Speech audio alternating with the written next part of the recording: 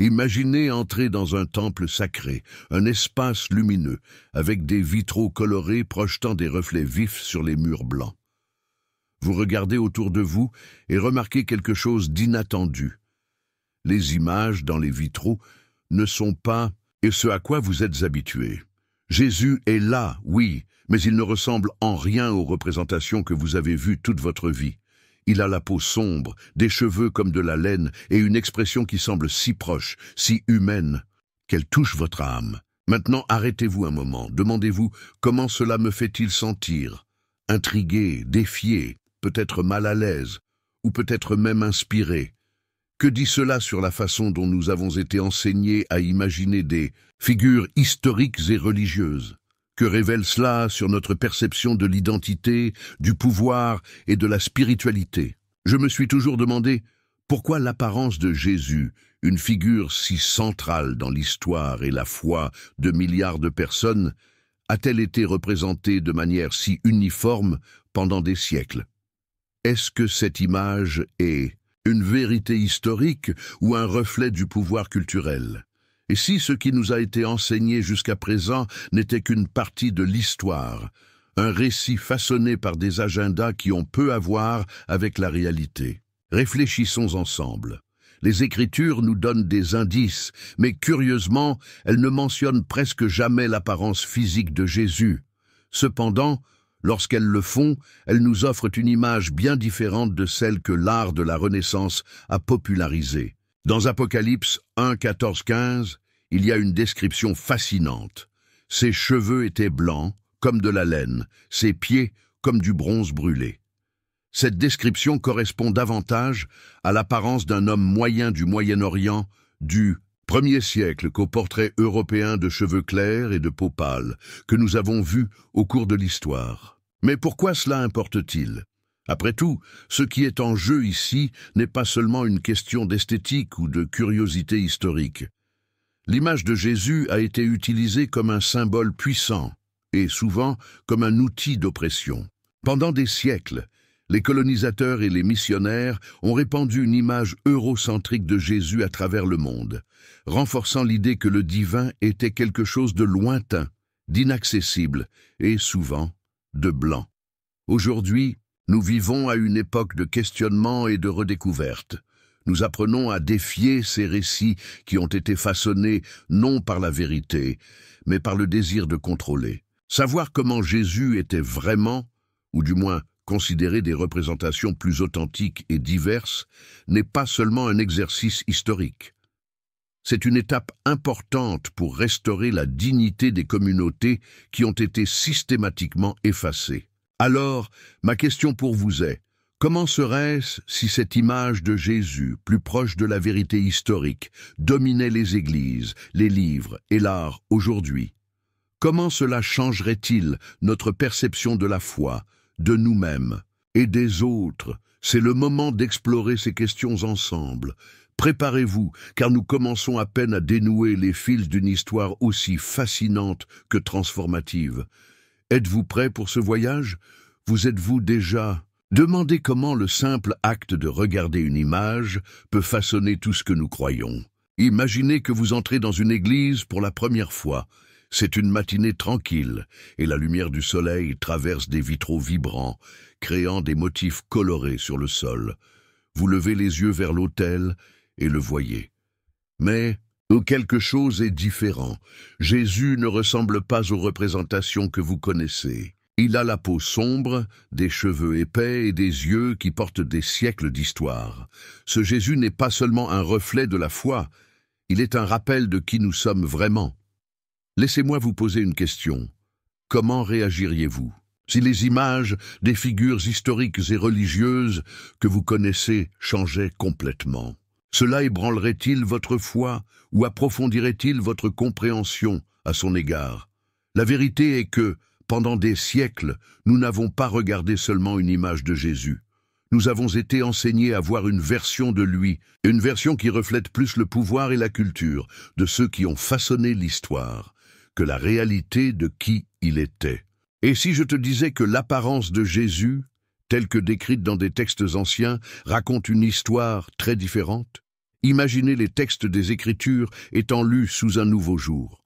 Au lieu de figures idéalisées, ils décrivent un homme qui marchait parmi des pêcheurs, des travailleurs, des gens ordinaires, un homme qui est né dans une région diverse, entouré de cultures que nous définissons aujourd'hui comme le cœur du Moyen-Orient. Pensez-y, la peau bronzée d'un paysan, les cheveux épais et sombres de celui qui vit sous le soleil ardent, des yeux pleins de compassion et une force qui transcendait le physique. Et pourtant, le monde s'est habitué à une figure complètement différente. Pourquoi? La réponse est entrelacée dans des siècles d'art, de politique et de colonisation.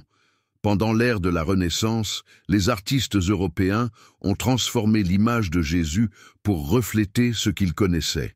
Il est devenu un symbole de beauté européenne, un reflet de la culture qui dominait le christianisme de l'époque. Plus tard, cette représentation a été utilisée comme un puissant outil de domination culturelle. En diffusant le message chrétien à travers le monde, les colonisateurs ont également répandu un Jésus qui leur ressemblait, éloignant des communautés entières d'une figure qui devait représenter tout le monde. Et maintenant, dans un monde où nous commençons enfin à célébrer la diversité, peut-être est-il temps de reconsidérer ces images. Il ne s'agit pas seulement d'histoire ou de religion, il s'agit d'identité, d'appartenance et d'autonomisation. Quand nous reconnaissons que Jésus a peut-être ressemblé davantage aux personnes qui ont souvent été marginalisées, nous faisons un pas vers l'inclusion, une inclusion que son message a toujours défendue. Alors, je te demande, sommes-nous prêts à changer notre façon de voir le divin, prêts à briser les barrières et à reconstruire une foi qui reflète l'humanité dans toute sa beauté et sa complexité? C'est une conversation qui commence ici, mais qui a le pouvoir de résonner dans chaque cœur qui cherche la vérité et la justice. Le voyage ne fait que commencer. Tu es avec moi? Maintenant que nous avons commencé à déconstruire les images, qui ont façonné la perception de Jésus au fil des siècles, faisons un pas en arrière et regardons l'histoire. Il est essentiel de comprendre comment ces représentations ont émergé et ce que les Écritures nous disent réellement sur l'apparence de Jésus. Pensez à la façon dont le monde était au 1er siècle. Jésus est né à Bethléem, a vécu à Nazareth et a passé la majeure partie de sa vie en Galilée, une région de ce que nous appelons aujourd'hui le Moyen-Orient. C'était un lieu marqué par la diversité culturelle, un carrefour de civilisation où les influences africaines, asiatiques et européennes se rencontraient. La population locale, y compris les Juifs de l'époque, avait des caractéristiques physiques très différentes des représentations populaires que nous connaissons aujourd'hui. Des personnes à la peau plus foncée, avec des cheveux épais et texturés et des traits sémitiques étaient courantes. Jésus, dans ce contexte, aurait ressemblé aux gens de sa terre natale. Mais comment le savons-nous? Eh bien, la Bible offre des indices, même de manière subtile. Dans le livre de l'Apocalypse, chapitre 1, versets 14 et 15, nous lisons une description symbolique de Jésus. Ses cheveux étaient blancs comme de la laine, ses pieds semblaient du bronze brûlé. Ces détails ont des significations spirituelles, mais ils pointent également vers des caractéristiques physiques qui ne correspondent pas à l'idée d'un homme à la peau claire et aux cheveux lisses. Un autre indice vient du prophète Ésaïe, qui décrit le Messie comme quelqu'un sans beauté ou majesté pour attirer les autres. Ésaïe 53:2, suggérant que Jésus était un homme ordinaire, sans traits idéalisés. Maintenant, considérez l'impact de cela. Pendant des siècles, les images de Jésus ont été façonnées par des intérêts politiques et culturels. Au XVe siècle, avec l'essor de la Renaissance, des artistes comme Michel-Ange et Léonard de Vinci ont créé des œuvres qui reflétaient les idéaux de beauté européens. Jésus a été représenté avec une peau claire, des cheveux ondulés et des yeux clairs, s'alignant avec les normes culturelles et religieuses de l'époque. Ce Jésus de la Renaissance n'était pas seulement une interprétation artistique, il est devenu un symbole de pouvoir et de contrôle. Lorsque les puissances européennes ont commencé à coloniser le monde, Elles ont emporté avec elles non seulement la foi chrétienne, mais aussi cette image spécifique de Jésus. En Afrique, en Asie et aux Amériques, cette représentation a été imposée comme un modèle divin. Imaginez l'impact psychologique de cela sur les communautés locales. L'idée d'un sauveur qui ressemblait aux colonisateurs renforçait un sentiment d'infériorité et légitimait l'exploitation. Mais et si nous revenions à la vérité historique? Les archéologues et les anthropologues nous aident à imaginer à quoi ressemblait Jésus. Des recherches suggèrent que les hommes juifs du 1er siècle en Galilée étaient en moyenne de petite taille, selon les standards modernes. Avaient la peau foncée en raison de l'exposition au soleil, des cheveux crépus et des traits caractéristiques de la région.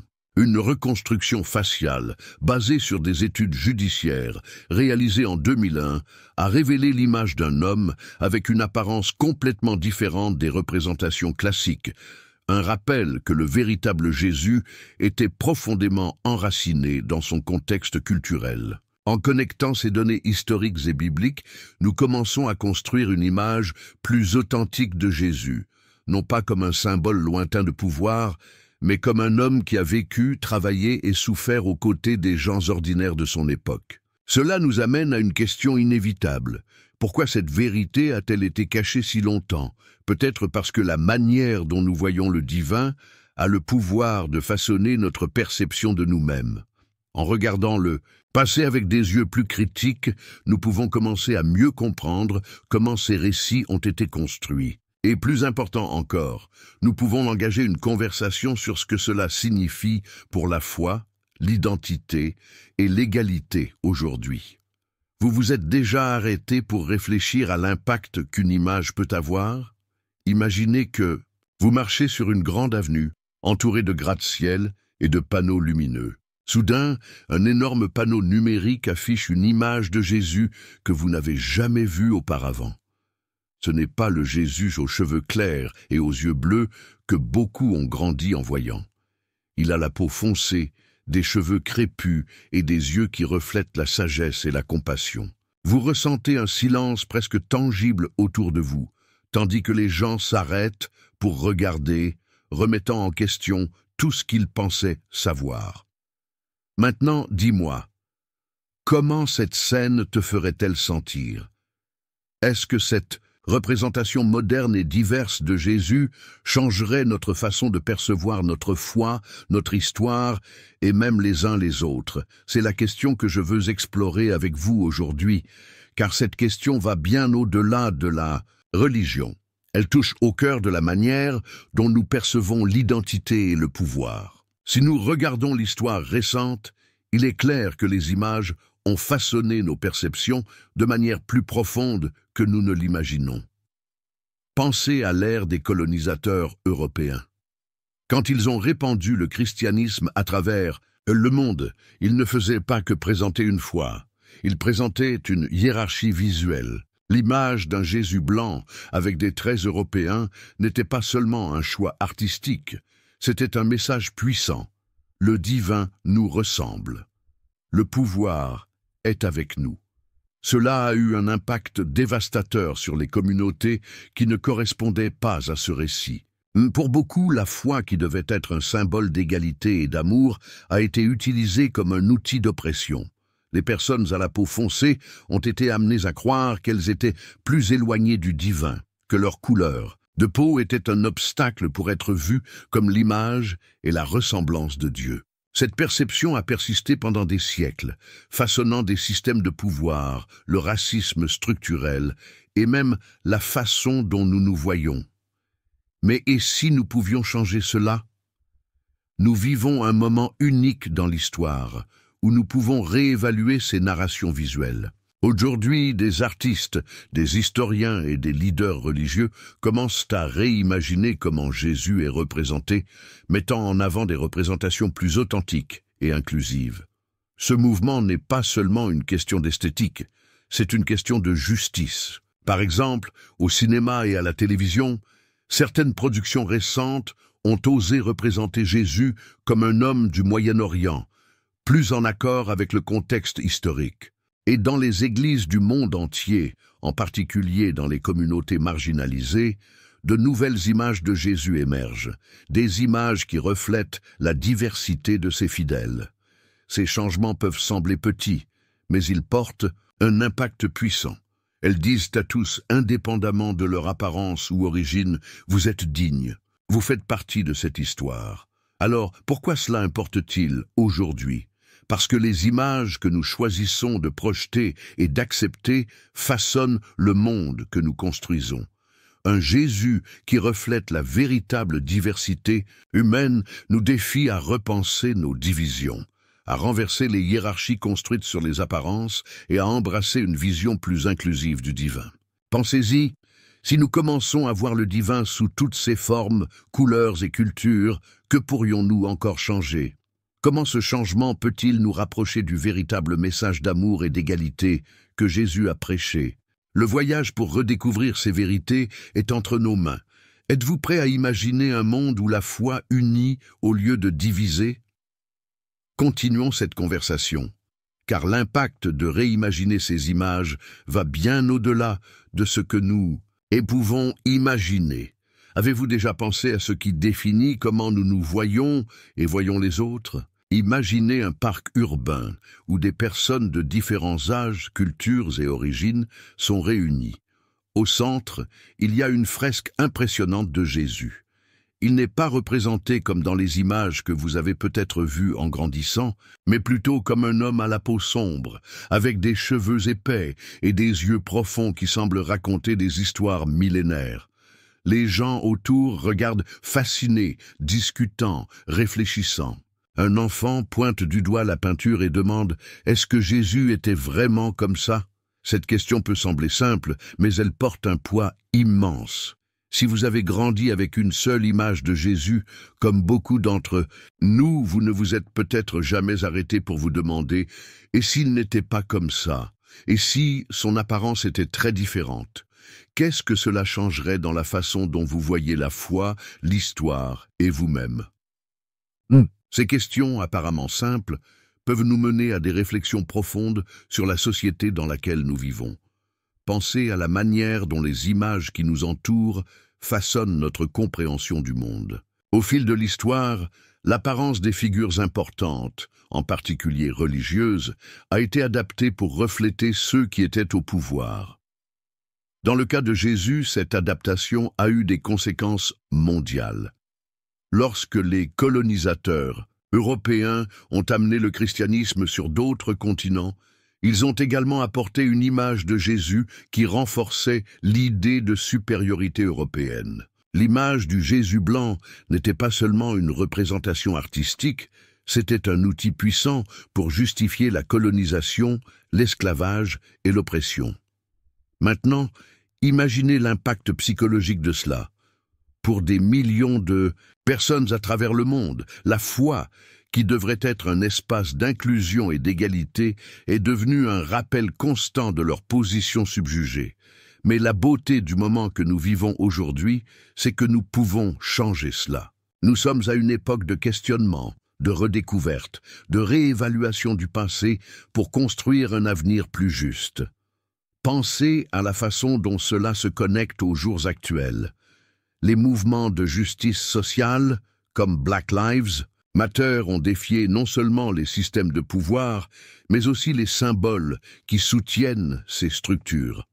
Réimaginer Jésus sur la base de sa véritable origine historique n'est pas seulement un acte de précision historique, c'est un acte de résistance et d'inclusion. C'est un rappel que le divin n'appartient pas à une seule culture ou groupe, mais à nous tous. Il y a quelque chose d'incroyablement puissant à voir des représentations qui reflètent la diversité de l'humanité.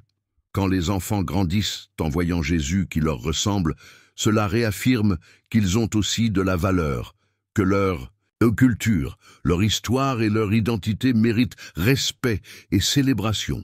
C'est un petit pas avec un impact gigantesque, car les images que nous voyons façonnent les histoires que nous racontons sur qui nous sommes.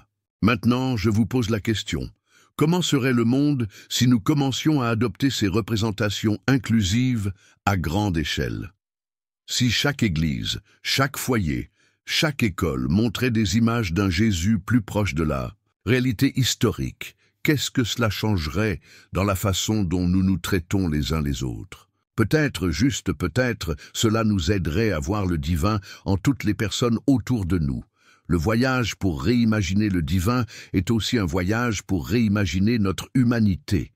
Et ce voyage commence avec chacun de nous, en questionnant, en apprenant et en choisissant de voir le monde avec de nouveaux yeux. Alors, es-tu prêt à faire ce pas avec moi?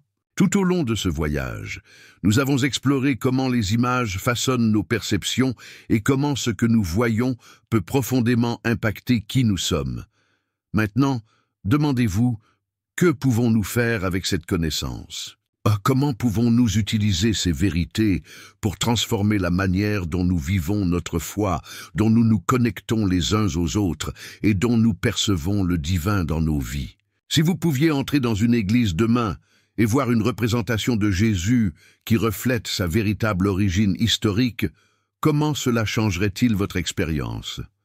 Pour certaines personnes, ce serait un choc. Pour d'autres, une révélation.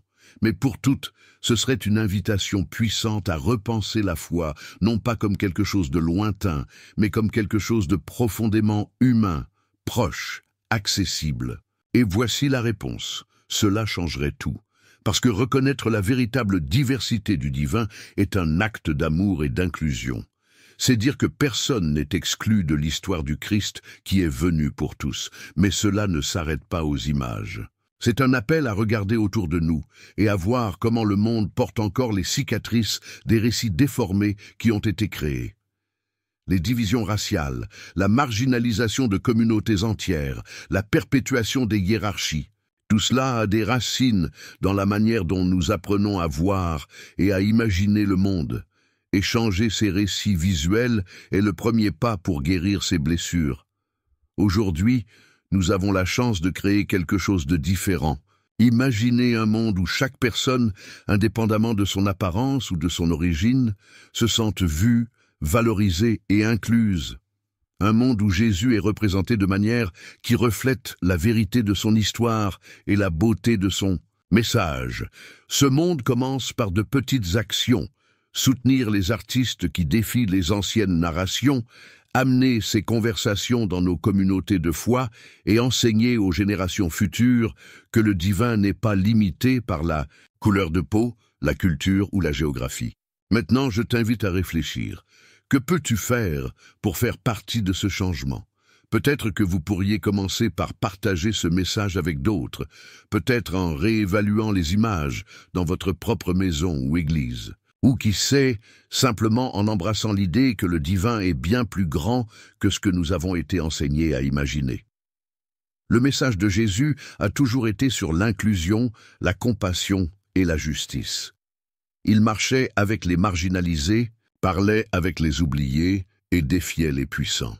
Réimaginer son apparence n'est pas seulement un exercice historique, c'est une manière de nous aligner avec les principes qu'il a prêchés et vécus.